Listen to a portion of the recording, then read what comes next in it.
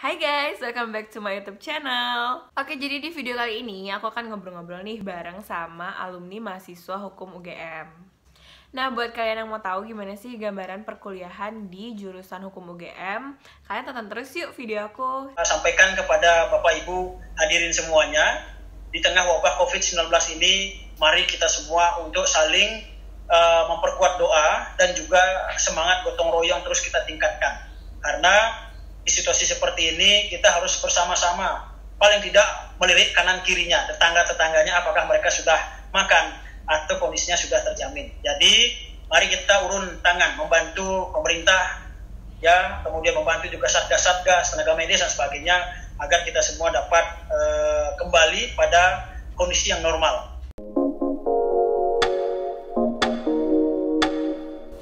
Halo Kakak De, apa kabar? Halo, selamat malam Rida, sehat, alhamdulillah sehat selalu. Iya, lagi sibuk apa nih Kak?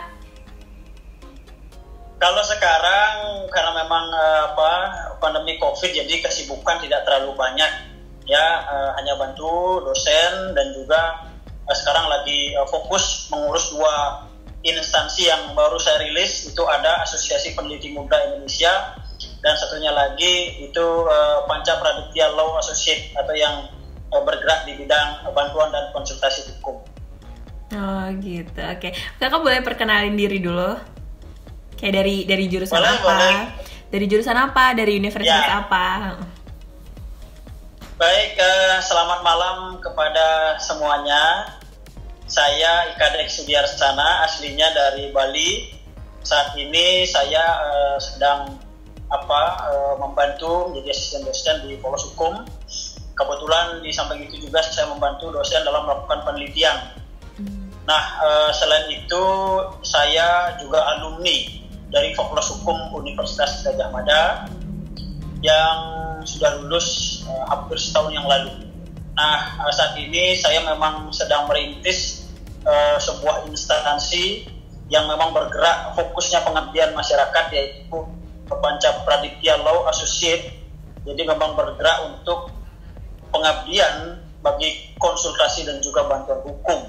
Nah, selain itu saya juga mendirikan instansi yang bergerak juga pada bagian pengabdian pendidikan dan penelitian yang disebut dengan Asosiasi Peneliti Muda Indonesia. Nah, tagline-nya APMI ini membumikan penelitian. Jadi dua instansi ini adalah bagaimana kontribusi kita bagi masyarakat, bangsa, dan negara. Oke, keren banget nih Kak. Aku penasaran, Kakak milih jurusan hukum itu karena memang suka dengan jurusannya atau karena dari tuntutan orang tua atau teman-teman gitu, atau ngikut-ngikut teman gitu? Baik, ya sebelum ke sana mungkin saya akan sedikit cerita bagaimana background saya, karena ini ada korelasinya. Okay. Saya merupakan anak yatim karena ayah saya telah meninggal di umur saya 3 bulan, kemudian ibu saya menikah. Nah, sehingga di waktu SD itu ketika ditinggal ibu menikah, saya tinggal bersama kakek dan nenek dan juga salah seorang paman di desa Selumbung namanya. Jadi desa yang terletak di Kecamatan Manggis, Kabupaten Karangasem. Tentu akses di saya itu tidak semaju di daerah-daerah lain. Nah, pun di keluarga saya memiliki keterbatasan ekonomi yang sangat-sangat kurang mampu. Namun demikian, nanti ada kisah sendirinya. Kebetulan di YouTube saya juga sudah ada video yang membahas profil singkat saya, bagaimana dari kecil hingga berkesempatan untuk ke Amerika Serikat, kemudian hingga lulus di Fakultas Hukum UGM. Okay. Ya, singkat cerita intinya tentu dalam hal dunia pendidikan menjadikan salah satu fondasi yang kuat bagi saya untuk terus berkembang menjadi pribadi yang bermanfaat tidak hanya bagi diri sendiri tetapi juga bagi orang lain.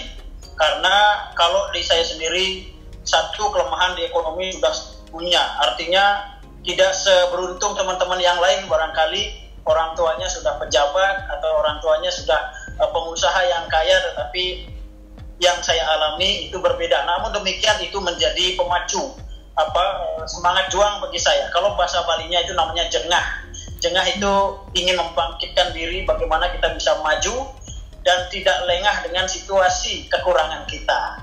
Nah itu sehingga puji syukur ya, hingga SMA saya juga berkesempatan untuk mengenyam pendidikan di sekolah full scholarship itu di SMA Negeri Bali Mandara. Nah itu juga berkat doa dan dukungan segenap pihak yang tidak dapat saya sebutkan satu persatu. Jadi di dalam perjuangan saya tidak sendiri, ada banyak orang, banyak donatur, ada banyak pihak yang dukung, baik itu dengan material maupun imaterial, dan saya juga melalui pesan ini saya sampaikan terima kasih banyak. Nah hingga pada akhirnya muncul kecintaan saya pada UGM itu ketika tahun 2014. Pertama kali saya mengikuti Olimpiade Penelitian Siswa Indonesia yang diadakan oleh Kementerian Pendidikan dan Kebudayaan, itu di Yogyakarta letak lokasinya, dan itu menjadi kesan pertama yang luar biasa bagi saya. Karena apa? Karena pertama kali saya keluar Bali, pertama kali saya naik pesawat. Tentu ini menjadi nilai tersendiri bagi saya dalam hidup ini. Nah, singkat cerita, mobil bus yang dikelola oleh Kemendikbud untuk daerah hotel menuju tempat saya lomba itu melewati UGM. Nah, disitulah muncul feeling saya harus dapat mengenyam pendidikan di kampus ini. Nah, hingga pada akhirnya muncullah setelah saya melakukan analisa, dan ini murni tidak ada dorongan atau tidak ada paksaan dari siapapun. Ini adalah pilihan saya sendiri, tentu juga ada pertimbangan-pertimbangan lain.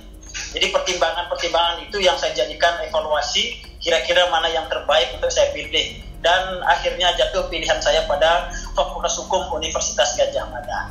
Nah, singkat cerita, puji syukur juga, jadi ketika pengumuman jalur undangan, jadi SNMPTN itu, tepat saya waktu itu akan berangkat menuju ke Amerika Serikat. Jadi ada dua pikiran ya waktu itu. Di Bandara Soekarno-Hatta, saya mau berangkat ke Amerika, kalau nggak salah 9 Mei 2015. Nah, jadi di Bandara Soekarno-Hatta saya buka HP, melihat pengumuman sebelum berangkat menuju ke Amerika, dan syukur puji Tuhan diterima menjadi mahasiswa di Fakultas Hukum UGM. Nah, kira-kira itu singkat ceritanya. Jadi nanti itu akan kalau saya sebutkan panjang lebar jadinya. Nah, mengenai ketertarikan itu tentunya ada juga motivasi dari saya, karena saya memang memiliki cita-cita untuk menjadi seorang politisi. Jadi politisi yang tentunya karena kita based on law, jadi negara berdasarkan hukum, maka saya kira memang kompetensi di bidang hukum harus dimiliki. Nah, selain itu saya tipe orang yang suka bicara, jadi suka bersosialisasi dan sebagainya, sehingga memang passion saya di sana. Jadi selain memang sudah saya analisa, tetapi memang passion saya untuk berbicara, untuk berdiskusi dan sebagainya. Jadi saya rasa Fakultas Hukum adalah pilihan yang tepat, dan pilihan itu sudah terbukti dan paling tidak meniti karir saya ke depan. Oke, ini inspiratif banget ya Kak. Betul, aku minta maaf, aku nggak tahu kalau orang tua Kakak sebelumnya kayak gitu. It's okay. Justru itu aku pengen sharing kepada teman-teman bahwa kondisi misalnya keterbelakangan ekonomi maupun keterbatasan misalnya keluarganya tidak utuh bukan menjadi penghalang bagi kita untuk terus berjuang.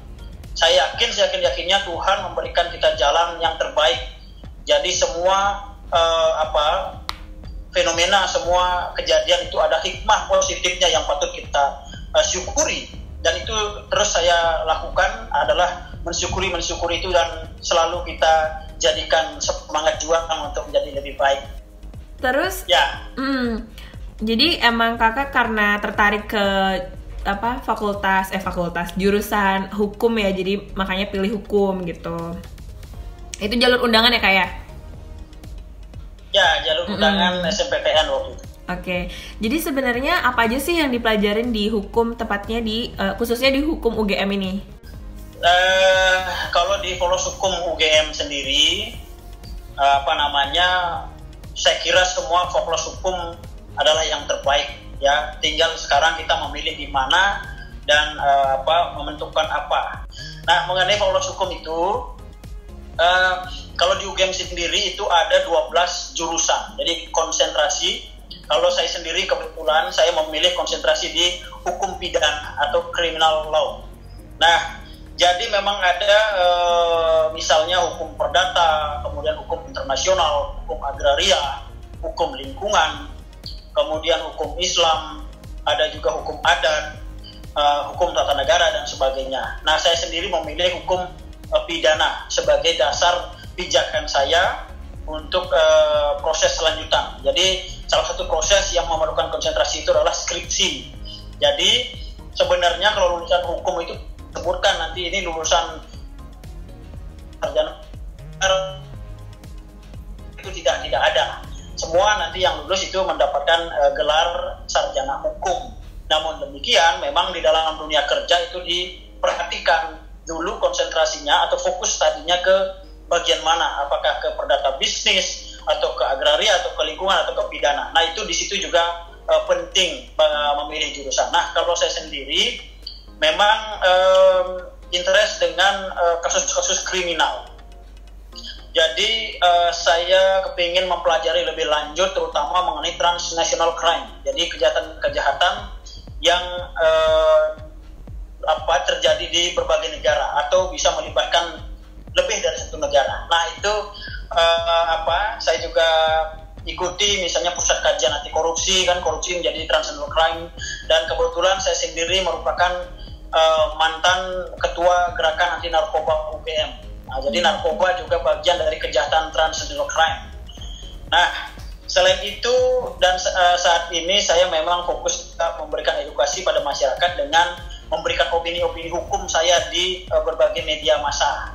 Jadi mungkin nanti kalau Rida bisa ngecek itu di Instagram saya sudah muncul misalnya fenomena yang terjadi di daerah saya sendiri di Bali, kan ada sekarang kasus penetapan tersangka penanggung jawab Ngaben Subaji. Nah, itu saya juga kritik kemarin, termasuk juga yang Kampung Jawa Denpasar. Nah, itu sudah saya kritisi, yang pada prinsipnya saya mengutarakan bagaimana penerapan hukum pidana di dalam konteks COVID-19 ini. Jadi saya kira itu Rita. Oke. Jadi tuh aku mau nanya kayak, kan tadi kakak bilang ngambil hukum kriminal gitu ya kayak? Nah, itu tuh udah termasuk jurusan sendiri atau memang di jurusan hukum ada kayak pemecahan peminatan ke yang kakak ambil tadi? Ya, kalau di Fakultas Hukum UGM sendiri itu tidak ada yang namanya istilah jurusan. Jadi hanya ada satu fakultas yang disebut dengan Fakultas Hukum. Tetapi memang ada peminatan-peminatan. Okay. Nah, peminatan ini diambil setelah beberapa semester. Jadi tidak bisa begitu masuk langsung ke jurusan, nggak bisa. Karena di awal-awal itu memang kita wajib mengambil mata kuliah dasar. Jadi misalnya pengantar ilmu hukum atau pengantar hukum Indonesia. Nah, jadi ada materi-materi dasar yang harus kita tempuh, dan tentu penilaian dari materi-materi dasar itu yang akan menjadi pertimbangan. Misalnya kalau saya mencari hukum pidana, kira-kira dulu hukum pidana dasarnya dapat apa? Apa dapat A atau B atau C atau gimana? Kemudian hukum pidana internasionalnya itu dapat apa? Jadi yang dasar-dasar itu menjadi pertimbangan bisa diaksesi menjadi konsentrasi hukum pidana atau tidak. Atau masuk juga yang hukum-hukum lainnya juga begitu. Internasional misalnya dia harus hukum internasional dasarnya berapa nilainya. Jadi tidak mudah untuk mengambil peminatan itu, karena memang semua punya standar dan kriterianya masing-masing, dan itu saya lupa. Jadi yang pada prinsipnya semua punya standarisasi masing-masing untuk peminatan itu. Jadi kalau di peminatan hukum, jadi kalau sudah masuk ke peminatan itu, contoh ya saya sendiri sudah masuk ke konsentrasi peminatan hukum pidana.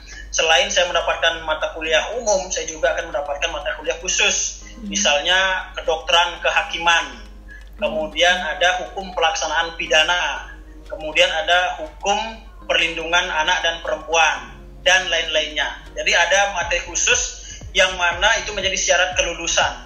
Jadi kalau saya menjelang disidangkan atau sidang skripsi itu sudah harus ada kewajiban, apakah sudah KKN, ya, kemudian apakah mata kuliah umum sudah beres semuanya, kemudian apakah sudah menyelesaikan mata kuliah konsentrasi. Nah itu syarat-syarat sidang skripsi juga harus sudah terpenuhi, termasuk misalnya juga sidang kelulusan yang paling ketat. Kalau sidang skripsi masih oke. Jadi kalau kita masih dalam masih jalan untuk mengambil mata kuliah umum, tetapi karena skripsi kita sudah beres dan sudah di-ACC oleh dosen pembimbing, itu bisa disidangkan. Tetapi kalau mencari syarat kelulusan, ini harus semuanya sudah selesai.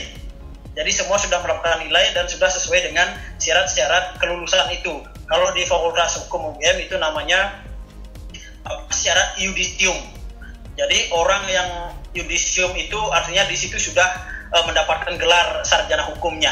Jadi kalau wisuda itu kan seremonialnya. Nah itu. Jadi syarat pentingnya peminatan itu tadi untuk pengambilan skripsi. Kemudian nanti kalau sudah mengambil skripsi, tentunya sudah mengikuti mata kuliah peminatan hingga pada akhirnya juga menjadi syarat yudisium di Fakultas Hukum. Oke.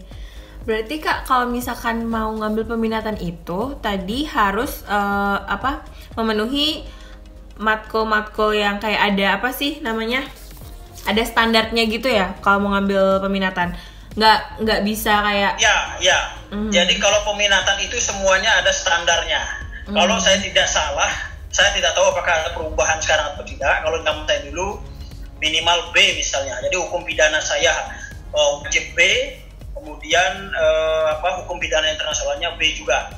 Tapi kalau A lebih bagus lagi. Nah, kalau seumpama mendapatkan nilai B ke bawah itu susah, biasanya tidak dapat mengambil peminatan konsentrasi itu. Sehingga kita harus berpikir lagi, kira-kira nilai apa yang saya unggul yang memenuhi syarat-syarat untuk mengambil peminatan yang lain. Jadi misalnya nih ada teman saya yang pakar nilai lingkungannya bagus, kemudian nilai konservasi lingkungannya bagus. Nah, berarti yang bersangkutan berpotensi besar untuk masuk ke konsentrasi hukum lingkungan, termasuk juga yang lain. Jadi semua ada standarisasinya. Oke. Soalnya kalau misalkan di jurusanku dan di kampusku itu kalau kita ngambil peminatan tuh nggak ada kayak standar di matkul sebelumnya gitu loh Kak. Jadi kayak emang bebas saja pilih. Kalau di Fakultas Hukum UGM ada dan itu menjadi syarat wajib. Jadi kalau memang tidak memenuhi, tidak bisa mengambil peminatan yang kita minati kalau memang kita tidak memenuhi syaratnya gitu. Bagus ya, bagus. Jadi kayak emang sesuai dengan kemampuan kita juga gitu sih Kak. Ya. Jadi based on kemampuan juga dilihat dari track record kita. Jadi nilai-nilai sebelumnya seperti apa. Karena nanti mengajukan peminatan itu kan ada menampilkan transkrip nilai. Nah, itu nanti dilihat bagaimana perkembangan pendidikan kuliah kita gitu.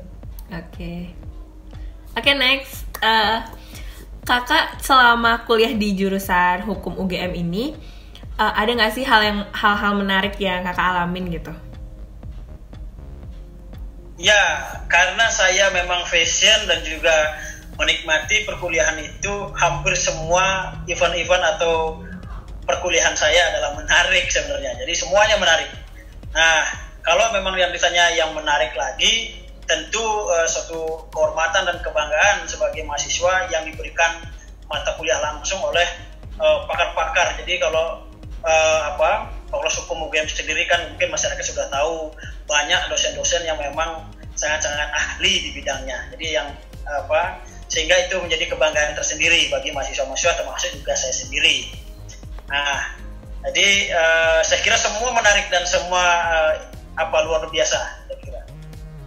Oke, yang tadi kan udah menariknya nih. Sekarang ada nggak sih hal yang nggak menarik atau mungkin menjadi tantangan gitu dalam selama kakak kuliah di jurusan hukum UGM ini?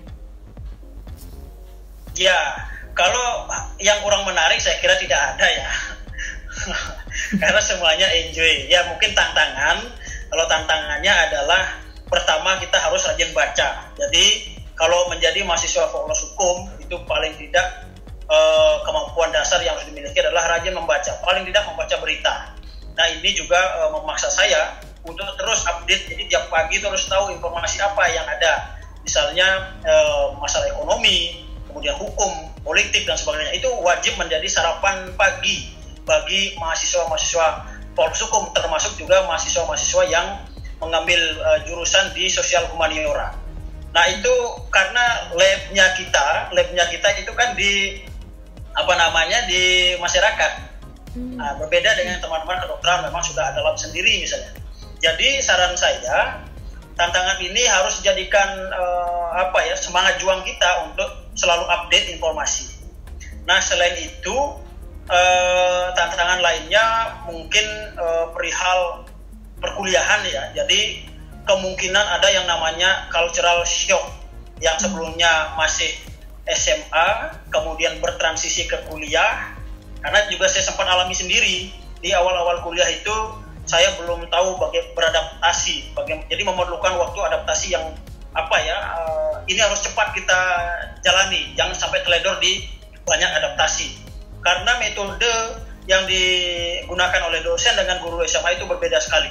Jadi cepat atau lambat harus betul secepat mungkin bisa beradaptasi mengikuti dunia pendidikan di perkuliahan. Jadi yang misalnya kalau SMA itu kita masih ada orang tua, misalnya kalau di rumah ya ada orang tua yang membangunkan pagi misalnya. Kalau di perkuliahan apalagi merantau kan tidak ada. Nah itu takutnya kalau yang teledor misalnya kesiangan bangun segala macam ya tentu tidak akan mendapatkan kuliah. Sehingga kalau sering tidak kuliah secara otomatis kita kehilangan pengetahuan dari dosen, ilmu-ilmu yang di-share sama dosen. Sampai itu juga kalau di fakultas hukum sendiri, hukum UGM itu ada namanya syarat ujian. Syarat ujian itu ada absensi yang dihitung. Jadi kalau syarat ujiannya tidak memenuhi 75 atau 80%, yang bersangkutan tidak bisa ikut ujian. Nah kan sayang, sudah habis uang kita untuk bayar UKT, waktu dan tenaga, tetapi kita tidak bisa ujian gara-gara tidak memenuhi syarat. Nah itu saya kira tantangan tuh. Jadi adik-adik yang misalnya suka kecolongan dalam tidur itu misalnya, kebablasan tidur sampai siang segala macam, sehingga kuliah-kuliah pagi itu harus menjadi perhatian. Bagaimana caranya? Ya satu bisa jadi alarm ya, kemudian meminta tolong temannya untuk membangunkan atau tidak bergadang pada malam harinya. Nah itu satu. Kemudian untuk tantangan lainnya adalah mengenai adaptasi itu ya, adaptasi bagaimana metode pendidikan yang digunakan oleh guru SMA dan dosen itu berbeda. Jadi harus cepat kita beradaptasi. Kemudian juga adaptasi dengan teman. Karena tugas-tugas perkuliahan itu akan banyak, selain tugas individu juga ada tugas-tugas berkelompok. Nah nanti tantangannya akan banyak ketemu. Ada teman-teman yang memang sangat-sangat rajin, ada yang belum rajin, ada yang kurang rajin. Nah jadi itu tantangannya. Kalau tugas kelompok kadang-kadang memang nanti bagaimana menyatukan persepsi, kemudian bagaimana kita berpengaruh bagi teman-teman kita agar mereka yang sebelumnya belum rajin atau kurang rajin itu ikut rajin. Nah itu saya kira menjadi tantangan di dalam dunia perkuliahan. Nah selain itu mungkin tantangan lainnya, mungkin masalah biaya ya. Nah karena kalau saya sendiri, ya syukur puji Tuhan saya mendapat beasiswa bidik misi, sehingga untuk model perkuliahan saya tidak uang kuliah saya tidak perlu saya bayar karena sudah dibayarkan. Nah kemudian termasuk juga uang living cost-nya, jadi biaya hidup sudah dikasih juga. Nah tetapi tantangannya adalah bagaimana mengatur atau memanajemen, selain manajemen keuangan juga manajemen waktu. Karena kalau manajemen keuangan sudah pasti bagaimana kita bisa survive di rantauan misalnya. Kalau di rumah mungkin it's okay, fine-fine saja karena masih ada orang tua. Tapi kalau di rantauan ya kita harus betul-betul pintar mengelola keuangan itu. Selain itu ada mengelola waktu. Nah jadi mengelola waktu ini kadang kita banyak teledor, misalnya ada tugas hari ini udah besok aja lah dikerjakan. Nah ternyata besoknya ada tugas lagi. slow, masih ada 5 hari lagi, besoknya tugas lagi. Bahkan dalam 1 hari itu bisa jadi ada 3 tugas yang diberikan oleh dosen. Dan fatalnya lagi kalau 3 tugas itu adalah tugas paper, ini yang berbahaya. Jadi tantangannya juga adalah bagaimana kita harus betul-betul mengelola waktu itu, jangan menunda-nunda pekerjaan. Itu pesan saya. Iya, oke. Ya, itu relate banget sih sama anak kuliahan yang kayak suka prokrastinasi gitu kan. Ya, saya kira mudah-mudahan ya bisa menjadi perhatian bagi kita semua. Jadi mengelola waktu, saya kira perlu kita juga waktu istirahat, kemudian waktu untuk bertemu teman, waktu nongkrong itu ya perlu. Tapi perlu juga kita perhatikan apakah tugas-tugas kita sudah selesai, kemudian kewajiban-kewajiban kita sudah beres.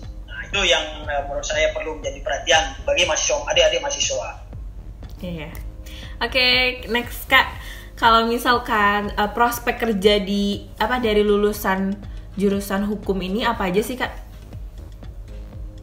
Ya, kalau hukum, kalau saya tidak salah, sebenarnya hukum itu kan memiliki lapangan kerja yang luas sebenarnya. Karena apa? Hampir di semua instansi itu ada yang namanya bagian hukumnya.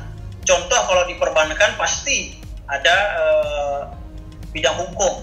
Kemudian kalau di dunia usaha juga pasti perusahaan-perusahaan itu harus memiliki seseorang yang ahli dalam bidang perjanjian misalnya, seorang yang ahli dalam advokasi hukum. Nah, kemudian kalau pemerintahan ya sudah pasti sudah ada misalnya Kementerian Hukum dan HAM. Dan bahkan kalau di PNS sendiri itu sudah banyak, ada hampir setiap instansi itu ada analis hukum misalnya, analis peraturan perundang-undangan. Kalau yang secara real orang hukum ya sudah pasti bisa menjadi pengacara, advokat, bisa menjadi notaris, bisa menjadi hakim, bisa menjadi jaksa. Nah, termasuk juga penegak-penegak hukum lainnya. Jadi kalau secara prospek kerja itu sebenarnya sangat luas sekali. Sekarang bagaimana tergantung kita, passionnya kemana, kemudian arah kita ke depan seperti apa. Itu yang mungkin perlu juga diperhatikan. Termasuk juga menjadi lembaga bantuan hukum untuk membantu masyarakat, itu juga bagus sekali. Jadi banyak sekali cara kita untuk pengabdian, cara kita untuk memberikan kontribusi bagi negeri. Saya kira cukup banyak, terutama melalui Fokus Hukum ini ada banyak kesempatan-kesempatan kerja yang terbuka, walaupun sebenarnya tantangan saingan kita juga banyak. Nah, ini jangan teledor juga, lapangan kerjanya banyak tetapi saingannya juga banyak. Ini harus menjadi perhatian. Oleh karenanya mau tidak mau kita harus berjuang lebih keras lagi bagaimana bisa mendapatkan lapangan pekerjaan itu. Oke, kalau kakak sendiri maunya setelah udah lulus ya, tapi nih maunya kayak lanjut S2 atau mungkin sekarang kayak kerja dulu gitu? Ya, kalau sementara kan saya masih membantu dosen ya, menjadi asdos. Memang ada target saya pengen pendidikan lebih lanjut, jadi pengen magister, termasuk juga mengajar program doktoral. Nah, tetapi sekali lagi saya sudah sampaikan di awal, karena situasi kondisi saya tidak seberuntung teman-teman. Artinya kalau teman-teman saya yang lain itu memang sekarang sudah ada yang S2, karena mereka secara kemampuan ekonomi sudah ada, kemudian secara basic orang tuanya juga sudah cukup dalam hal ekonomi, bahkan ada yang sudah sangat-sangat mapan. Nah, sedangkan saya berbeda situasinya. Saya harus berjuang, survive, bagaimana bisa hidup di rantauan, kemudian bagaimana bisa melanjutkan cita-cita. Tentu kalau saya sendiri, kalau di bidang pendidikan saya sangat-sangat interest, jadi pengen tidak hanya sampai dokter, kalau bisa nanti jadi profesor, amin. Nah, oleh karenanya saat ini saya sedang mencari beasiswa juga untuk program magister. Selain itu juga sedang membidik pekerjaan-pekerjaan yang memang related dan sesuai dengan vision saya. Jadi harapan saya, kalaupun memang sudah saya dapatkan beasiswa, ya saya akan pendidikan lanjut dengan tetap melakukan kegiatan-kegiatan seperti mana tadi lembaga bantuan hukum yang saya telah rintis, termasuk juga asosiasi peneliti muda itu. Jadi terus diaktifkan, karena saya sendiri karena latar belakang saya relate dengan masyarakat kurang mampu, ada besar keinginan saya untuk membantu mereka. Jadi saya terlahir dari kondisi seperti itu. Ketika saya punya nanti, saya wajib memperhatikan saudara-saudara atau masyarakat kita yang masih dalam kondisi yang kurang beruntung. Nah itu sih kalau dari saya. Oke, lanjut. Kesan secara keseluruhan kakak kuliah di jurusan hukum UGM itu apa aja sih Kak? Dan pesan untuk adik-adik mungkin yang mau ambil lanjut ke jurusan hukum itu apa? Ya, adik-adik perlu saya sampaikan bahwa dalam pengambilan jurusan dalam perkuliahan itu harus betul-betul secara matang. Jadi jangan memilih jurusan karena ajakan teman atau karena tuntutan orang tua, karena yang menjalani adalah kita sendiri. Jadi pesan saya adalah jadilah diri Anda sendiri, tetapi tetap dengan memperhatikan pedoman-pedoman si X, si Y dan si Z yang sukses di sana, apa yang bisa dipetik bagi kita. Nah itu tetap, jadi orang lain itu jadikan pedoman, tapi bukan kita harus menjadi dirinya yang mereka. Jadilah diri sendiri, karena kita yang akan mengetahui kemampuan kita, passion kita di mana, kemudian arah kita kemana nantinya. Jadi sekali lagi, itu perlu menjadi pertimbangan matang dalam pemilihan jurusan. Jangan sampai terjadi yang namanya kekeliruan atau kesalahan memilih jurusan. Karena apa? Kekhawatiran saya adalah ketika jurusan yang saudara tempuh itu tidak sesuai dengan atau belum sesuai dengan hati nurani, kemampuan dan fashionnya, itu justru akan menjadi kurang semangat nanti saudara mengenyam pendidikan itu. Jadi kalau sudah itu fashion, jadikan saya yakin itu akan menjadi luar biasa semangatnya. Karena ibaratnya hobi yang dibayar. Contoh ya, saya berikan contoh. Ada orang yang suka fotografi atau videografi. Ketika yang bersangkutan akan kuliah di ilmu komunikasi atau yang berkaitan dengan perfilman, itu justru akan menjadi suatu yang hal luar biasa. Karena apa? Karena mereka akan enjoy kuliah di perfilman. Karena apa? Basicnya sudah ada, kemudian kebetulan dia hobi, dan dia tidak akan merasa berat ketika ada banyak tugas menumpuk membuat film, dokumenter, membuat video-video singkat. Mereka nggak akan kesulitan karena memang sudah visinya di sana.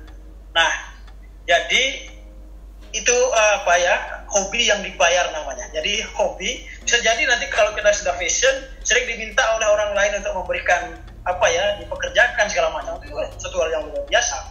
Nah, jadi pesan saya sekali lagi, dunia perkuliahan dengan dunia SMA itu berbeda. Karena dunia perkuliahan itu memang betul-betul memerlukan kemandirian, termasuk dalam pengelolaan manajemen tadi ya, manajemen waktu, manajemen keuangan, semuanya itu adalah bagaimana kecerdasan kita atau pinter-pinter kita untuk mengelola itu. Pesan saya, ketika sudah mengambil jurusan itu, tekuni dengan baik. Saya yakin dengan sudah tekun pasti akan memperoleh hasil yang terbaik. Jadi termasuk juga di dalam dunia perkuliahan memang ada banyak tipe mahasiswa ya, tetapi harapan saya bagaimana kita mampu menjadi seseorang yang tidak hanya cerdas saja tetapi juga berkarakter. Nah, jadi maksudnya adalah selain kita mengenyam pendidikan, coba juga kita ikuti misalnya kegiatan-kegiatan, ya paling tidak satu kegiatan lah organisasi, baik itu yang berkecimpung di dunia pengabdian sosial atau yang berkecimpung dengan penelitian atau yang sebagainya. Jadi paling tidak saudara tidak hanya kuliah saja. Jadi manfaatkan waktu itu untuk berorganisasi. Karena apa? Karena dengan berkuliah dan juga ditambah dengan nilai organisasi, saudara akan memiliki banyak lagi pengalaman. Tidak hanya misalnya tadi pengalaman merantau saja, nanti akan ada yang namanya dinamika dalam dunia perorganisasian. Pernah menjadi anggota misalnya, pernah menjadi kepala divisi, menjadi kepala biro, bahkan menjadi pucuk pimpinannya. Dan syukur alhamdulillah saya juga telah menempati posisi-posisi seperti itu. Jadi perintis dari anggota, kemudian menjadi kepala divisi, wakil, hingga pada akhirnya saya itu menjadi ketua Gerakan Anti Narkoba UGM. Jadi jangan menjadi mahasiswa kupu-kupu atau kuliah pulang. Nah, tapi jangan juga sibuk di dalam organisasi. Itu juga perlu menjadi perhatian. Jadi kadang ada mahasiswa yang kita udah sibuk di UKM. Nah, kalau pesan saya adalah bagaimana kita balance. Jadi seimbang, kuliah tetap dengan berjalan lancar, kegiatan organisasi juga berjalan. Ingat pesan pertamanya adalah kita kuliah itu adalah untuk dapat sukses dalam pendidikan. Jadi intinya bagaimana menyelesaikan perkuliahan, tetapi di dalam itu seiring berjalan waktu kita harus penuhi atau kaya akan pengalaman-pengalaman. Jadi utamakan perkuliahan, tetapi jangan juga mengesampingkan organisasi. Oke Kak, sebenarnya udah gitu aja sih. Makasih banyak udah mau sharing tentang pengalaman kuliah Kakak. Jangan maaf kalau misalkan aku ada salah-salah ngomong. Senang sekali ketika ada informasi bahwa Rida ingin mendokumentasikan sharing-sharing perkuliahan, dan sudah saya ikuti juga, ternyata bagus-bagus dan ini luar biasa. Paling tidak ada gambaran-gambaran bagi adik-adik kita yang masih bingung memilih jurusan, termasuk yang masih orang tuanya melarang-larang anaknya merantau. Saya kira nanti akan banyak lagi hal-hal yang dapat diambil dari video ini, termasuk juga video-video yang sudah Rida buat. Saya salut, silakan diteruskan. Semoga pengabdian yang Rida lakukan melalui sharing-sharing ini dapat memberikan manfaat bagi adik-adik kita, bagi masyarakat dan bagi negara. Jadi pengabdian itu tidak semata-mata atau tidak melulu berkaitan dengan material. Ada banyak cara yang bisa kita lakukan. Kalau Rida sendiri karena memang passionnya di YouTuber, ya udah tekuni itu dengan baik. Kalau saya sendiri misalnya memang terjun ke masyarakat, pengen berikan konsultasi untuk kebawahan hukum gratis, ya saya akan tekuni itu dengan baik. Saya kira itu kurang lebihnya. Saya mohon maaf apabila ada hal-hal yang kurang berkenan. Saya mohon maaf. Dan saya juga sampaikan kepada Bapak Ibu hadirin semuanya, di tengah wabah COVID-19 ini, mari kita semua untuk saling memperkuat doa dan juga semangat gotong royong terus kita tingkatkan. Karena di situasi seperti ini kita harus bersama-sama, paling tidak melirik kanan kirinya, tetangga-tetangganya apakah mereka sudah makan atau kondisinya sudah terjamin. Jadi mari kita urun tangan membantu pemerintah, ya, kemudian membantu juga satgas-satgas, tenaga medis dan sebagainya, agar kita semua dapat kembali pada kondisi yang normal. Jadi paling tidak pesan saya, Bapak Ibu semuanya, itu mematuhi protokol-protokol kesehatan. Ya, misalnya kalau keluar ya cukup dengan menggunakan masker dan sebagainya. Ya, saya kira demikian, terima kasih. Makasih Kak, bagus banget. Makasih banyak. Thank you so much. Thank you so much. Oke guys, itu tadi ngobrol aku bareng sama Kak Ade, alumni mahasiswa jurusan Hukum UGM. Nah, jadi sekarang kalian udah tahu kan gimana sih gambaran dari perkuliahan di jurusan hukum. Oke guys, jangan lupa like video ini, komen di bawah untuk request jurusan apa lagi yang perlu aku bahas, dan untuk kritik dan saran kalian juga bisa komen di bawah sini. Kemudian jangan lupa untuk share jika kalian merasa video ini bermanfaat. Dan buat kalian yang belum subscribe, don't forget to subscribe dan klik tombol loncengnya. See you on my next video. Bye bye.